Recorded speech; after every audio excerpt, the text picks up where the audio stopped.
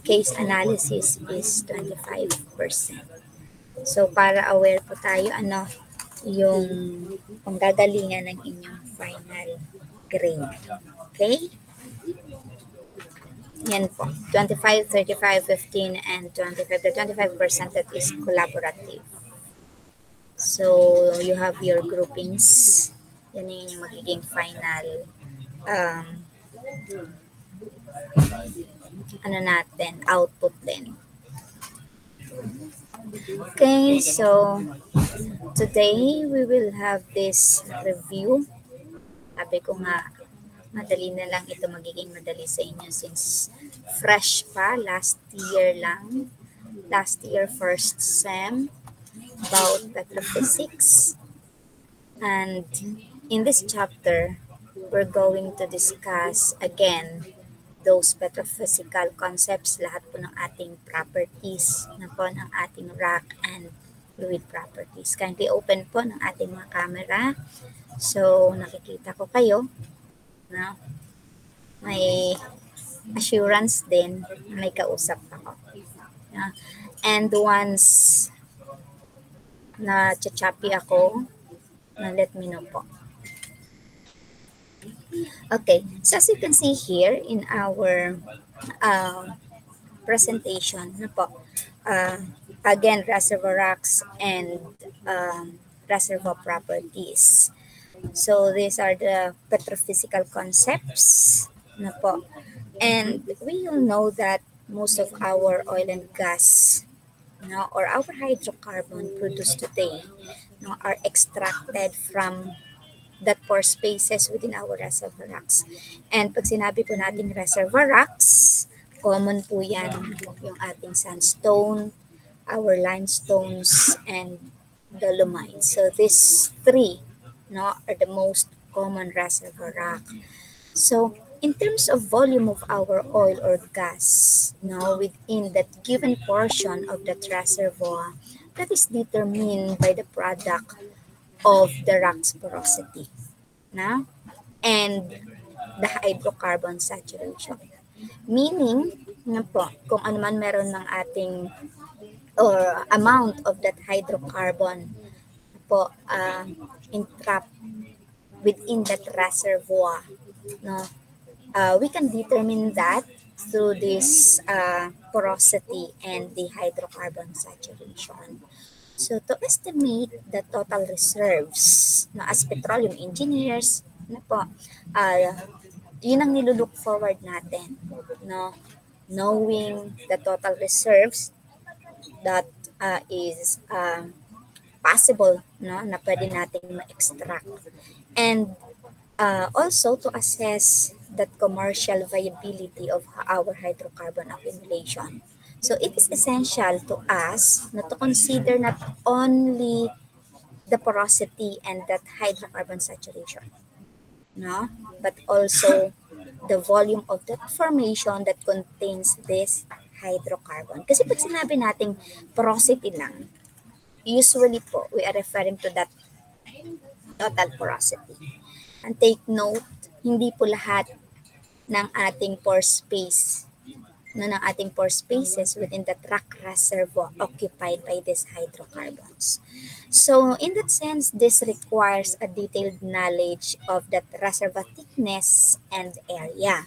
Kaya sabi ko nga sa inyo, paulit-ulit kong sasabihin that during our reservoir modeling, min-model natin yan, isang aspect na kinakailangan nating clearly and accurately identified is the boundary of that reservoir or the geometry, reservoir geometry natin.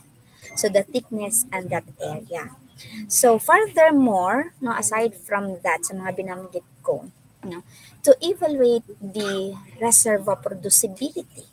Kasi uulitin ko, hindi lang sa malaman natin na meron tayong pwedeng ma-extract na hydrocarbon dyan, nagmamatter din yung aspeto na siya ay pwedeng ma-produce. So we need to evaluate that reservoir producibility.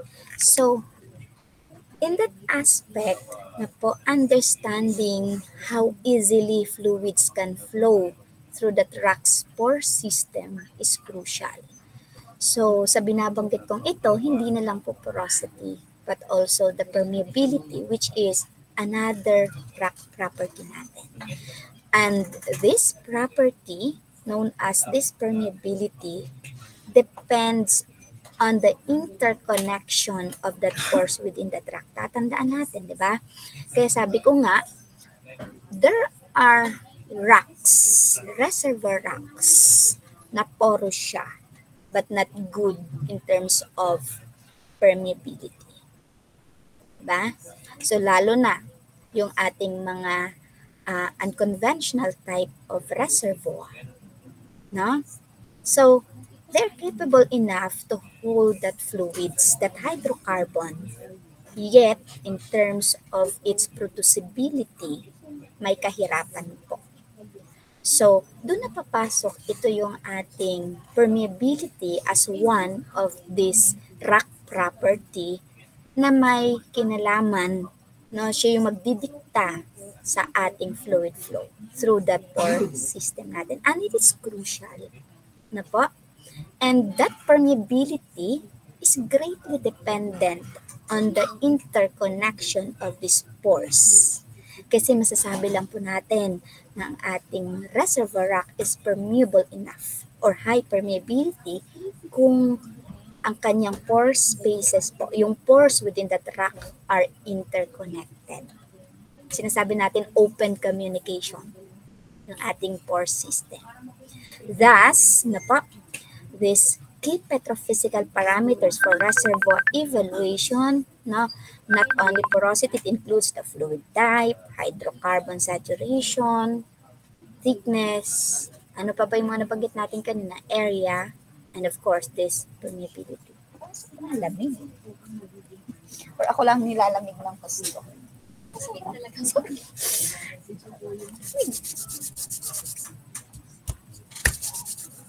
Wait lang. Malamig. Okay. So, aside from this parameters na aking nabanggit, nagka-freezing utak ko. Okay? Additionally, factors, po yung binabanggit ko, yung reservoir geometry. Take note, yung ating reservoir po, hindi lang yung normal na rectangle, normal na circle, or yung normal na regular shape. We have this irregular shape. So, doon na papasok yung ating reservoir geometry.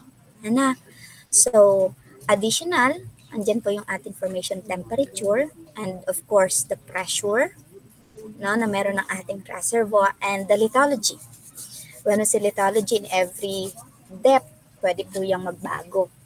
No, yung ating rock layers or the beds of this lithology po. And it significantly influenced the assessment, no? Same as the completion and production of that reservoir. Okay? Ano ako sa lamig. So in terms of extraction no, po ng ating hydrocarbon, it relies no, heavily on these properties and characteristics. Combination po ng property ng ating reservoir and of course property ng ating fluid.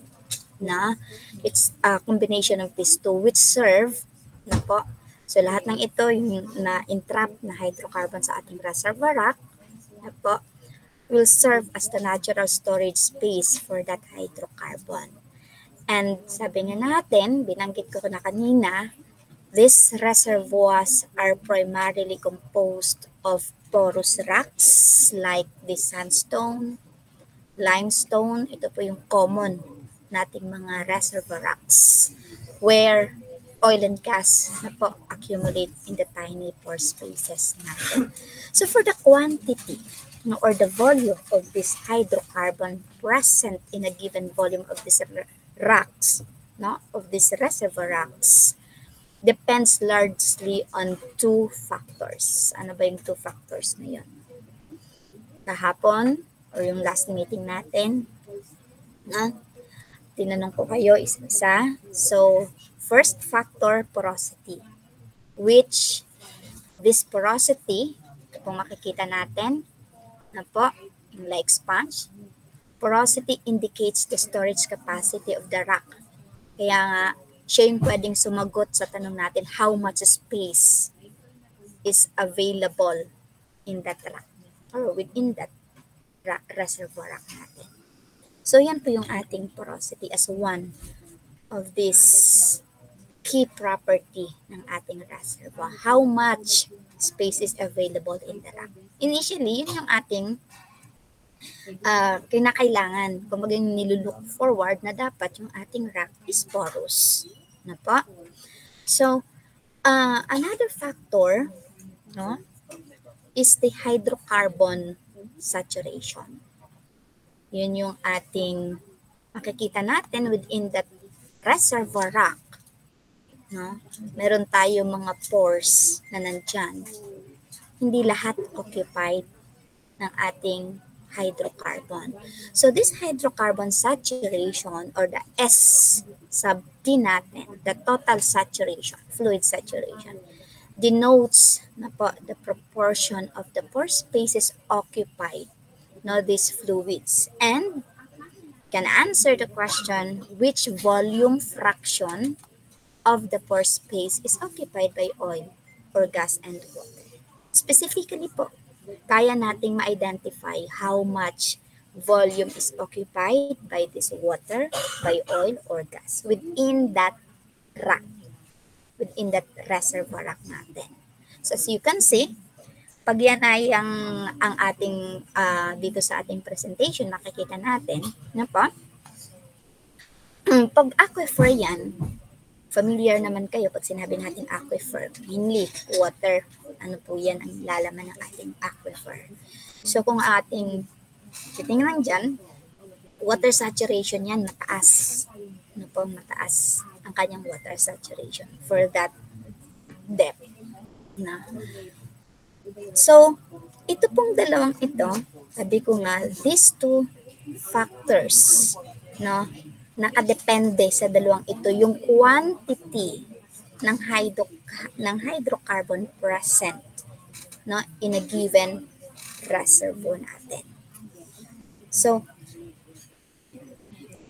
even though, sa binabanggit ko pong ito, accurately determining the total reserves, no, and evaluating this commercial potential, yung viability, pag sinabi natin viability ng ating reservoir, no, it requires a more comprehensive analysis. Of course, hindi lang alam na natin na yung volume occupied this specific fluids.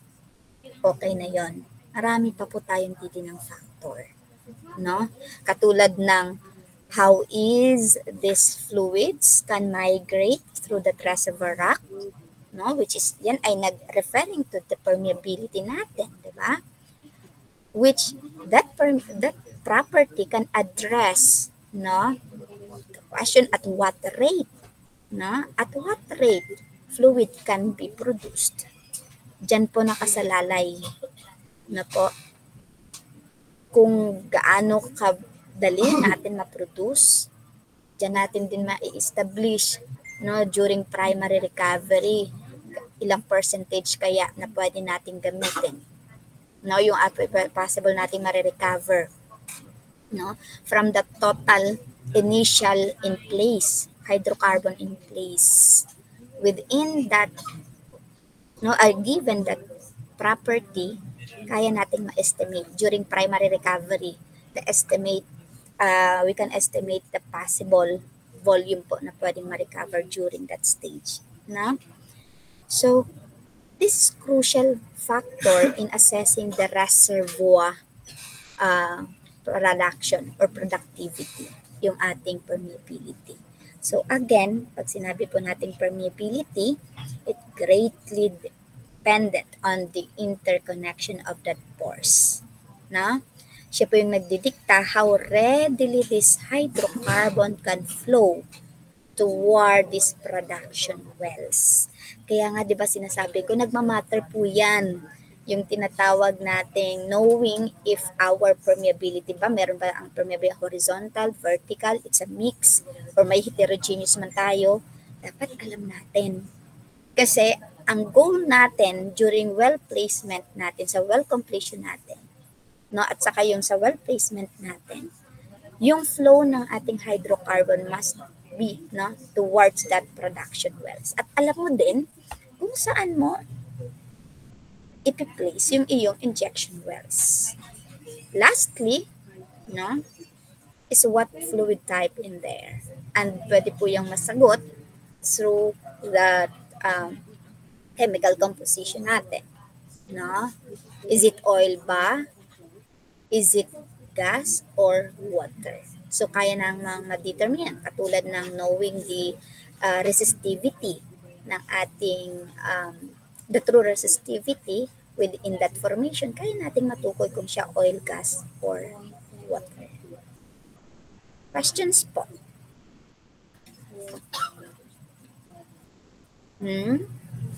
Okay, now, we have different techniques, no? Babalikan natin, di ba? Ito yung direct and indirect, naalala niyo pa? Ano ba ang kaibahan?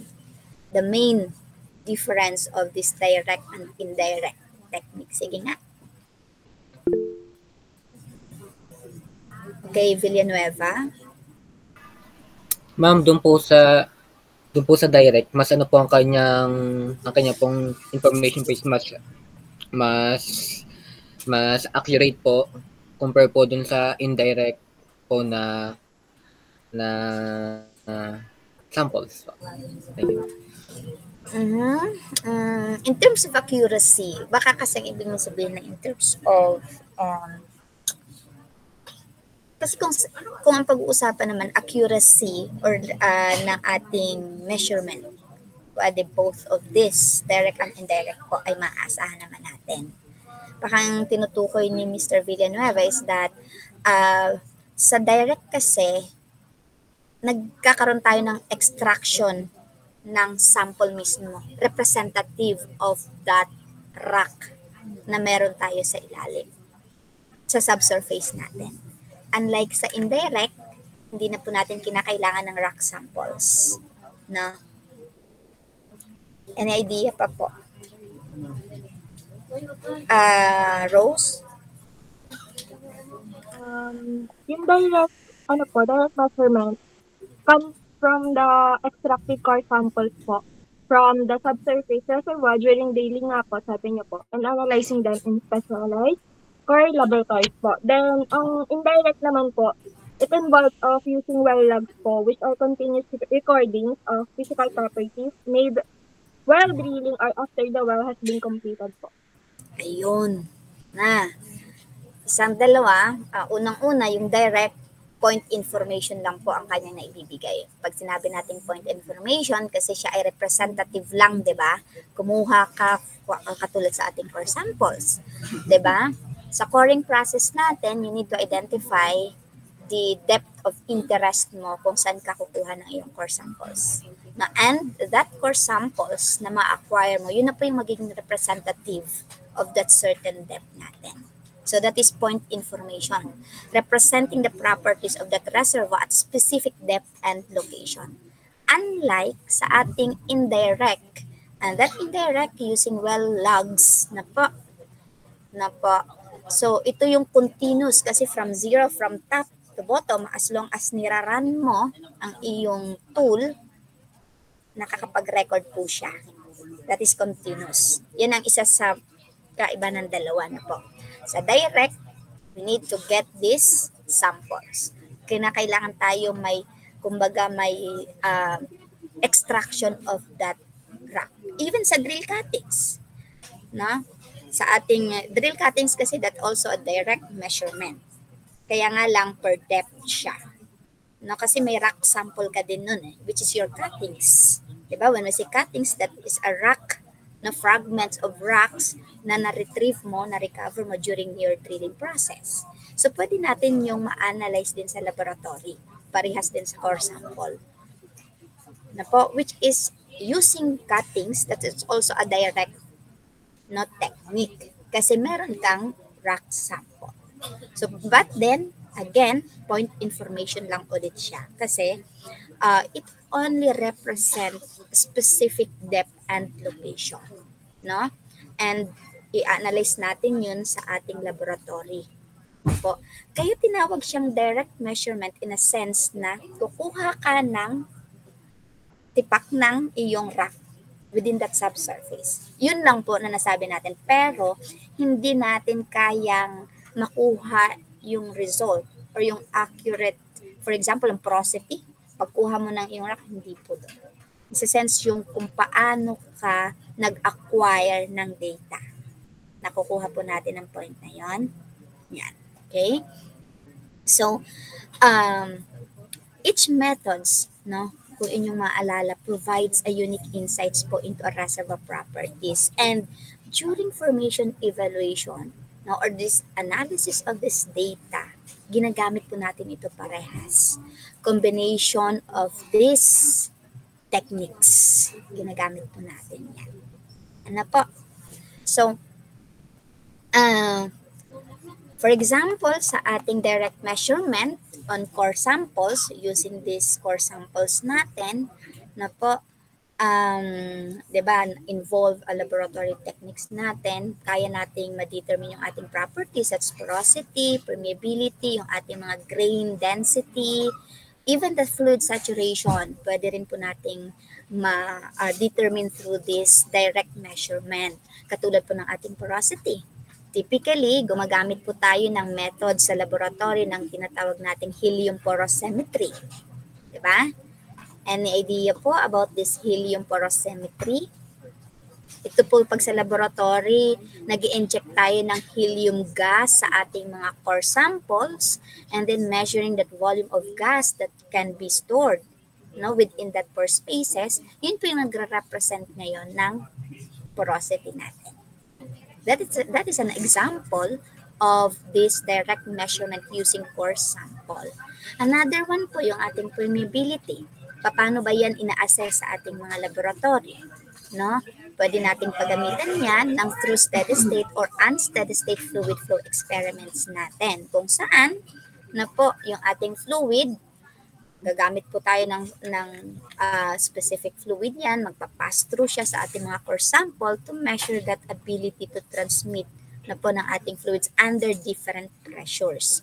So, sa ating technique na ito, na po, using core samples, na po, it provides accurate and detailed information on that reservoir properties. Yun nga lang, may limitation siya. Sabi ko nga kanina, ang kauna-unang limitation dito, it represents a specific points. It represents specific depth, na pa, and location within that subsurface natin. So, kasi hindi yun, since siya ay at specific depth lang, it might not capture the full variability of that formation, lalo na pag tayo ay may heterogeneous borehole. No? Yung lithology niya, paiba-iba. No? So, yun yung isang limitation ng ating direct technique. Pwedeng hindi niya makapture lahat na po. Especially, sabi ko nga, yung heterogeneous reservoirs natin. But then, despite its limitation, of course, no, yung ating mga core data are still valuable as they offer a direct and physical basis for understanding of these reservoir characteristics as reference. Actually, pag tayo ay nagka-calibrate, na po. During calibration of these well logs, ang ginagamit po nating pang-calibrate ay yung galing sa ating direct technique. Tatandaan po natin, sila yung nagiging reference during calibrating this indirect technique natin, which are using this well logging tools. Naiintindihan po yon? Okay. So, in that indirect, so sa indirect natin, makikita natin ito yung ating mga well logs, na po. Of course, it involves well logging tools, which is sabi nga kanina ni Rose, a continuous recording of this physical na po. Yun ang isa sa advantage naman niya o yung edge kumbaga ng indirect natin sa ating direct. Kasi continuous, sabi ko nga, simula sa depth na nag-run ka up to the bottom kung saan mo siya nag-stop ka ng pag-run, kaya niyang makapagbigay ng data. No, that's why it is a continuous. It provide a continuous data along the wellbore and offering a detailed vertical profile of that formation. So, katulad sa ating neutron and density logs, commonly, ang dalawang ito nag-estimate ng ating porosity by measuring that hydrogen content. Take note na indirect siya. Hindi automatic ang porosity magbibigay yung na-measure niya ibibigay agad sa inyo ng iyong neutron and density logs, yung porosity, amount of porosity, hindi po. Ang ibibigay niya sa inyo na information is terms of hydrogen content and the electron density of your formation. And through that hydrogen content, doon mo siya i-correlate ano yung magiging, kumbaga, yung kanyang relationship doon sa iyong porosity. Na terms of that hydrogen. Later on naman sa chapter 4, hihimayin po natin yan kung paano na ma-measure yung porosity, no? Knowing that hydrogen content of your formation. Diba? So, another example sa ating indirect, yung ating resistivity log. No? Sabi ko nga, well-known, no, to determine the fluid saturation. Ano naman ito? Ina-identify niya yung zones with varying electrical properties ng ating rock formation. So, in this sense, we can differentiate now na po kung ang nilalaman ng ating reservoir rock is oil or hydrocarbon or water lamang.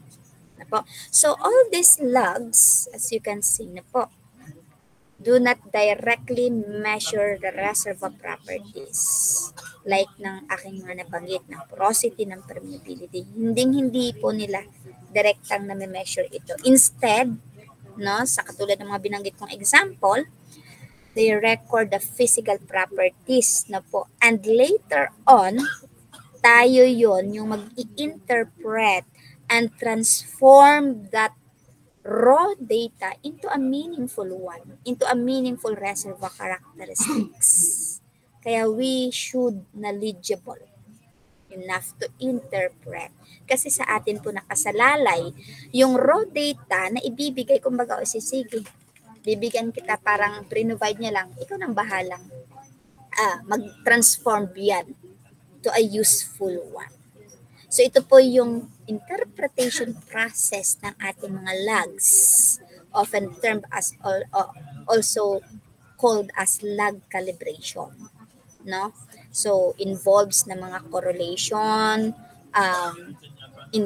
correlations between different log responses with core derived samples also, no? And gagamitin na natin siya to analyze that subsurface. So, with the combination of these two techniques na po, nagkakaroon tayo ng tinatawag na successful formation evaluation. Katulad nga, sabi nga natin kanina, core analysis provides a precise, direct measurements of the reservoir properties. In that sense, no, na nakakapag-gather tayo ng rock sample from that subsurface, which serve also as the benchmark for interpreting and calibrating that well log data. While on the other hand po, yung ating mga well logs provide a continuous and extensive coverage of that reservoir, the vertical profile of our well. So, imagine having these two, no, data sets natin, no, we can have a meaningful reservoir characteristics. So, this core data, no, validate that interpretation of these log responses po natin, ensuring the continuous curves produced, no, accurately reflect the true reservoir properties po natin. So, nagkakaroon tayo ng correlation within these two. Kaya hindi pa pwedeng sabi, mag-indirect na lang ako. Direct. Parehas po natin ginagamit yan. Since we are doing a comprehensive formation evaluation po natin. Is that clear po? Malinaw na yung ating two technique. No? These two techniques used for determination of reservoir properties. Ano nga po ulit ang kaibahan ng direct and indirect? As a review, bago natin iwanan. Review na to, review natin ulit. Bago natin iwanan. O Jane? Yung direct nga po, core sample from the subsurface po. Then, saka po siya i-analyze sa laboratories po. Then, yung nakukuha pong samples doon, hindi po siya yung specific point lang po siya. Like, may lang po, data po na makukuha lang po doon. Like, hindi po siya lahat. Pero, direct data po siya. Ganun. Then, yung yung sa indirect naman po, yung well-log naman po, then, siya po yung continuous recording na not entirely po siya, yung direct data po siya. Like, kailangan po siyang i-interpret po natin. Doon nga po papasok yung formation evaluation. Tayo po yung mag-i-interpret. It's a useful data po. Okay. So, hoping that these two techniques are clear. Clear na. Wala nang malabo pa sa inyo. So now, let's try to review these two major rock classification. Tandaan po natin ang lahat ng ito. Later on, gamit natin ito sa ating quick look, lalo na sa 4 and 5, chapters 4 and 5. So, we have two major rock classifications. Ito po yung ating clastic rocks at saka carbonate rocks. Yan po yung major rock classifications na meron po tayo. So, reservoir rock rather. Reservoir rock na po ito ha. Reservoir rock. Two major reservoir rock classification. Correction. So we have these clastic rocks and nag-fall po dyan yung ating sandstone. No? And then we have these carbonate rocks. Sa carbonate natin, limestone and dolomite. Yan po yung dalawang yan. So, these reservoir rocks, of course, na po, dapat ay sabi nga natin, para masabi natin siya, na siya ay reservoir rock, must be porous and permeable. Na po. So, these two, bakit natin ini-emphasize? No? Bakit natin kinakailangan i-emphasize yung dalawang classification na ito? Actually, knowing kung ang iyong reservoir rock is clastic or carbonate, may magkakameron ka agad ng first impression kasi dyan in terms of its properties. Because these two possess distinct pore properties. No? Yung abundance ng pore spaces nila. And of course, yung abundance ng bawat isa sa kanila in a global hydrocarbon production. So understanding po, it is crucial for understanding the nature of hydrocarbon reservoirs. Again, as these two major reservoir classification possess a distinct pore properties. Bakit ko ini-emphasize ang pore properties? Na? Ang ilan dyan sa kanila nagpo-fall sa mga unconventional because of its pore properties. Very fine. Ayan, mga halimbawa yung kanyang composition, mga grain size niya, particles, mga nasa silt, clay na yan. While yung iba is nasa sand grains pa. Naalala ninyo yung ating clay distribution, which is later on ating i-review po, no? So for hydrocarbon to be trapped and preserved, take note the term, may requirement po kasi tayo. Hindi ko lang kung naalala niyo pa during your geology, different factors to preserve that hydrocarbon. May preservation stage po yan. No? Hindi lang dapat matrap siya, but we need that preservation within the reservoir. Kasi kung hindi, wala tayong mapuproduce. So, for hydrocarbon to be trapped and preserved with this reservoir, the presence of a protecting or sealing formation known as the cap or the seal rack is essential. Kasi sabi ko nga, wala tayong entrapment, walang hydrocarbon entrapment, or walang hydrocarbon preservation without these two, cap rack or the seal rack. Parehas po silang impermeable, pero yung kanilang configuration magkaiba. Tatandaan natin yan. The seal rack and cap rack, are same impermeable type of reservoir. Bakit sila pa dapat impermeable? Ang purpose nga nila, to impede the movement or the flow of that fluid within our reservoir. Yun po ang main purpose niya, para pigilan. Parang siya ang pangsara, literal na pangsara natin. So, in order to entrap that, to preserve that hydrocarbon within the reservoir, we need this sealing, or protecting formation, rock formation natin. So, let's try to review this clastic rock and carbonate rocks. Ano ba ang difference of these two reservoir rocks? Classification of reservoir rocks. Sige, Shane. Yung first difference po nila is in terms of formation. Yung sa clastic rocks po, they're formed from the compaction and cementation of mineral grains, while sa carbonate rocks po is lithification, accumulation po ng mga biological materials like yung mga shells po, corals. Okay. Shane, can you further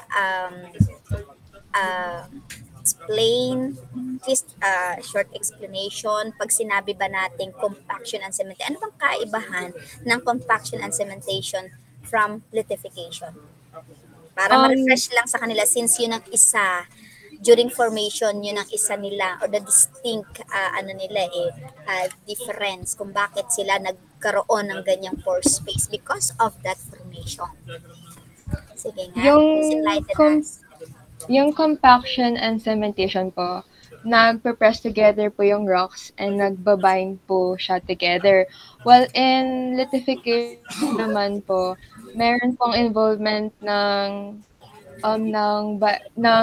accumulation ng biological material. So, mas complex po yung process niya. And pwede po siyang mag-undergo ng parang recrystallization and dolomitization or other diagenetic processes. Meaning, sa binanggit na lithification, there is a chemical transformation. Kaya kumbaga, nabanggit nga ni Shane, pwedeng nagkakaroon tayo ng dolomitization from one type of rock, mafo-form into another type of rock because of that lithification process and some biological materials. So, because of this, thank you for that. So, na-refresh ang karamihan. So, because of that formation, unang-una, yun ang nakapagdikta kung ano yung magiging properties nila in terms of its porosity sa pore space na meron sila. Nabanggit nga ni Shane kanina, compaction and cementation, compact sila na squeeze. Hanggang, lalo na yan, di ba, may overburden pressure tayo, nagkakapatong-patong, di ba, yung ating sediments. As long as nako-compact yan, na-squeeze, nagiging compacted sila. Take note, kung mapapansin niyo dyan, sa ating clastic rocks, one of this is ang ating conglomerate na breccia, siltstone, mudstone. It depends on the degree. Sa degree ng kanilang cementation and compaction, of course, may kinalaman po yun.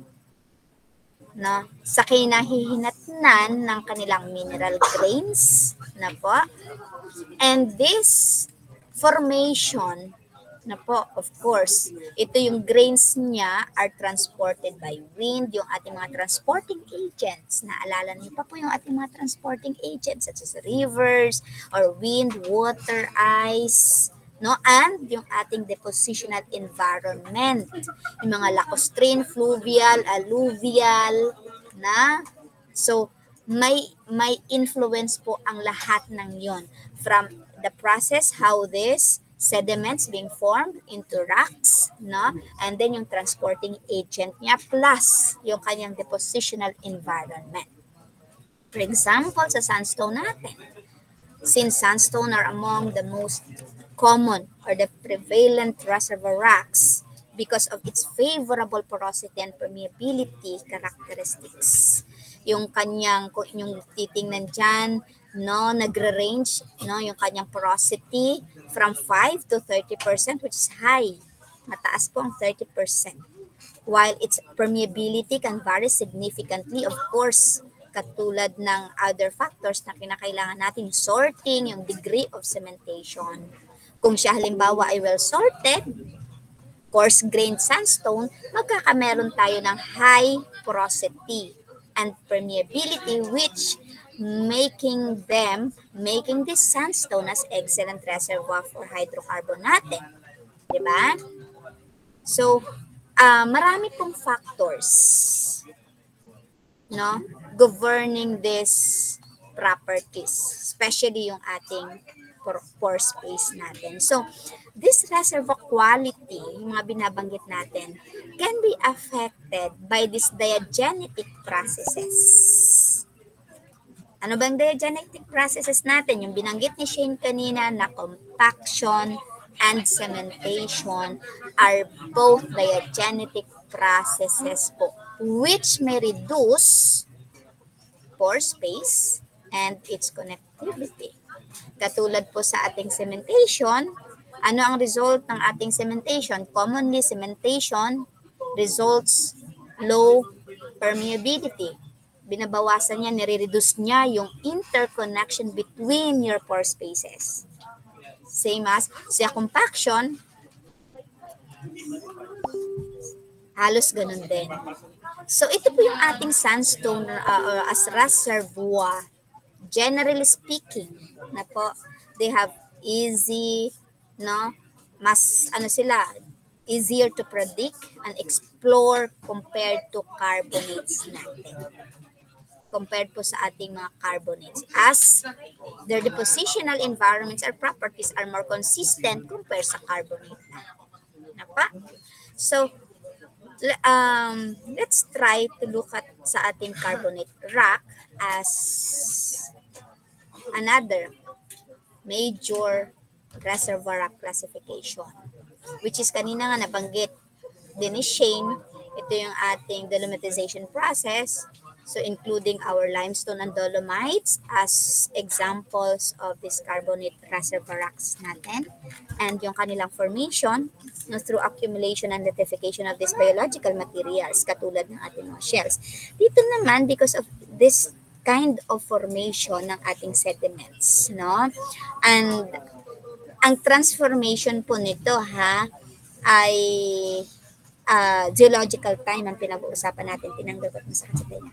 No, geological time po. And when we say geological time, millions, no, centuries ang pinag-uusapan. Isang era, epoch, kung ano man yung ano ng ating geological time dyan.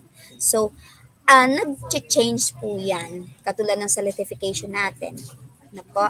So, as well as nagkakaroon tayo ng chemical precipitation ng mga calcium carbonate within that marine settings natin, pag ang depositional environment natin, no, nasa marine. So, unlike, sabi nga natin kanina, kung i-compare natin sa plastic rocks natin, ang depositional environment kasi nila mas consistent compare sa carbonate na ang carbonate reservoirs, nag-exhibit po siya ng highly variable pore properties because of its complex processes that govern their formation. Katulad ng lithification, ano yan siya, masalimuot ang pinagdadaanan. Kumbaga, imagine rock ka na, matatransform ka pa into another reservoir rock, no? So, katulad dito, nagkakaroon din tayo ng secondary, no? Nag-change secondary porosity, no? Nagkakaroon tayo katulad po ng dissolution because of dissolution, recrystallization, and dolomitization. It can produce a secondary porosity and permeability. Diba? Sa porosity naman includes the fracture porosity. Because of that fractures, magkakaroon ka ng fracture porosity natin.